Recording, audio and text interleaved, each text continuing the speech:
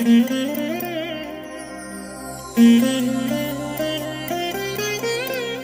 దినం పరము నుండి దిగివచ్చు మాట. ఇది నీ జీవితానికి వెలుగుల బాట. నీ ఒడిలో ఉంచబడిన దీవెనల మూట, అద్భుతాల ఆనంద ఊట.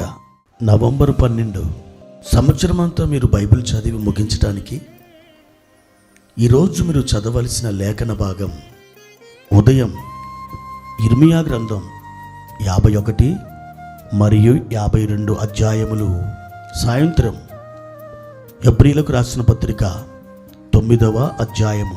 ప్రియమైన దేవుని బిడ్డలారా, ఈ ఉదయకాలం పరలోకమును దిగొస్తున్న ఆ మహిమగల సన్నిధి, ఆ వెచ్చని సన్నిధి మిమ్మను ఆవరించునుగాక. కృప వెంబడి కృప మీరు పొందుకుందురుగాక. ఎలా ఉన్నారు దేవుని బిడ్డలారా? బాగున్నారా? ఆయన ఎల్లప్పుడూ మేలుకరమైనటువంటి మార్గాల గుండా మిమ్మల్ని నడిపించడానికి ఇష్టపడుతున్నాడు. ఆయన త్రోవలు ఆశీర్వాదకరమైనవి, మేలుకరమైనవి, అద్భుతమైనవి, విజయవంతమైనవి. కనుక మీరు ఆయన తట్టే చూడండి. ఒక కావలివాడు యజమాని తట్టు దాసుని యొక్క కన్నులు ఎదురు చూచినట్టు మీరు దేవుని కొరకు ఎదురు చూడండి.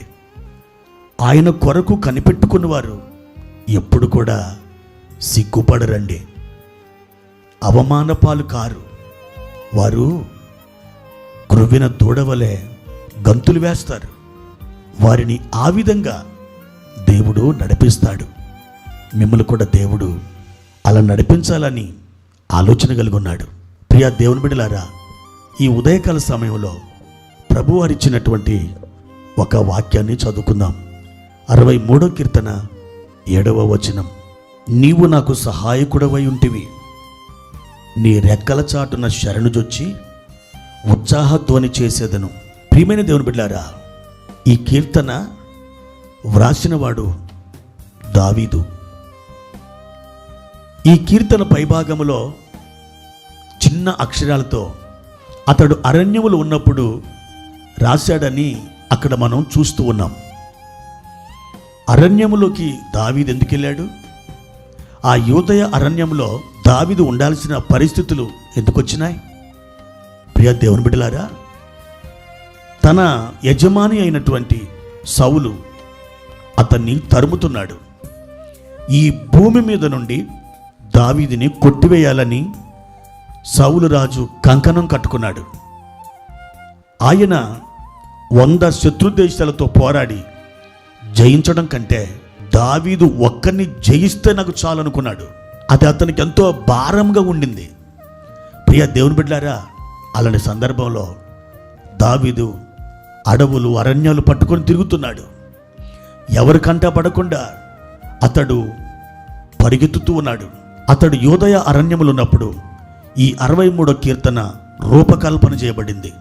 పరిశుద్ధాత్మ ద్వారా అతడు ఈ కీర్తన రాస్తున్నాడు. అతడు ఏమంటున్నాడో తెలుసా? నీవు నాకు సహాయకుడవై ఉంటివి, నీ రెక్కల చాటున శరణుజొచ్చి ఉత్సాహధ్వని చేసేదనంటున్నాడు. ప్రియ దేవుని బిడ్డలారా, నలుదిక్కుల పరిస్థితులు మనల్ని భయాభ్రాంతులకు గురి చేస్తున్నప్పుడు, మీరు నిమ్మలంగా ఒక తావున ఉండలేని పరిస్థితులు ఎదుర్కొంటున్నప్పుడు మీరు ఏం చేయాలో తెలుసా? దేవుని రెక్కల నీడలో శరణుజొచ్చాలి.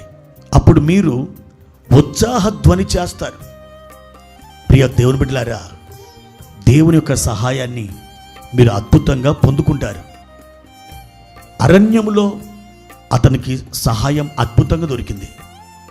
ఒకవేళ ఆ రోజున దావీదుకి సహాయం దొరకకపోతే ఈ కీర్తన మనకు వచ్చి ఉండేది కాదు. అతడు 40 సంవత్సరాలు ఇజ్రాయిల్ని ఏలేవాడే కాదు. దేవుడు ఎంత గొప్ప కార్యం చేశారో చూసారా? ఆయన దావీదుని కాపాడడమే కాదు, ఉత్సాహ గానం చేసేటట్టు, ఉత్సాహ ధ్వనులు చేసేటట్టు దావీదుని లేవనెత్తాడు. నా ప్రియ దేవుని బిడ్డలారా, ఈ ఉదయకాల సమయంలో మీ పరిస్థితులు ఎలా ఉన్నప్పటికీ మిమ్మల్ని అవి ఏ విధంగా ఎన్ని దిక్కులకు తరుముతున్నప్పటికీ మీరు దేవుని రెక్కల నీడలో శరణుజొచ్చండి. మీరు కూడా ఉత్సాహగానం చేస్తారు. దేవుని తట్టు చూచినప్పుడు మీ పరిస్థితుల్ని మీరు అవలీలగా జయించగలుగుతారు. అవి మీ పాదాల క్రిందికి తీసుకుని రాబడతాయి. పరిస్థితుల క్రింద మీరు కాదు, పరిస్థితుల మీద మీ పాదాలు మోపి మీరు నడవబోతున్నారు. ప్రతి పరిస్థితుల్లో గొప్ప విజయాన్ని దేవుడు మీకు ఇవ్వబోతున్నాడు. ప్రియ దేవుని బిడ్డ, అరణ్యం లాంటి అనుభవాలు అంతులేని ఆశీర్వాదాలుగా, మహిమ సింహాసనాలుగా మీకు మారబోయే సమయం అతి సమీపంలో ఉన్నది. ధైర్యం వహించండి. ప్రభు కృపలో మీరు ముందుకు సాగి వెళ్ళండి. దేవుని కృప మీకు తోడుగా ఉండును గాక. ప్రార్థన. పరిశుద్ధుడా, ప్రేమ కలిగిన తండ్రి, మీ ఘనమైన నామానికి వందనాలు. మా దేవా, ఈ ఉదయకాల సమయంలో మీరు మమ్మల్ని ఎంతగానో ప్రేమించారు. అరణ్యము లాంటి మా పరిస్థితుల్ని మీరు మార్చడానికి ఇష్టపడుతున్నారు. మా తండ్రి, మేమున్న పరిస్థితులు మాకు ఆందోళనకరంగానే ఉన్నాయి, జటిలముగానే ఉన్నాయి, భయాన్ని పుట్టించేవిగానే ఉన్నాయి. కానీ మీ రెక్కల నీడలో మేము శరణుజొచ్చుచున్నాం. మేము కూడా దావీదుతో కలిసి ఉత్సాహ గానం, ఉత్సాహ ధ్వని చేయబోతున్నాం. మా తండ్రి, అట్టి కృపను మాకిచ్చినందుకై యేసుక్రీస్తు నామములో మిమ్మల్ని స్తుతించి వేడుకుంటున్నాము తండ్రి. ఆమెన్.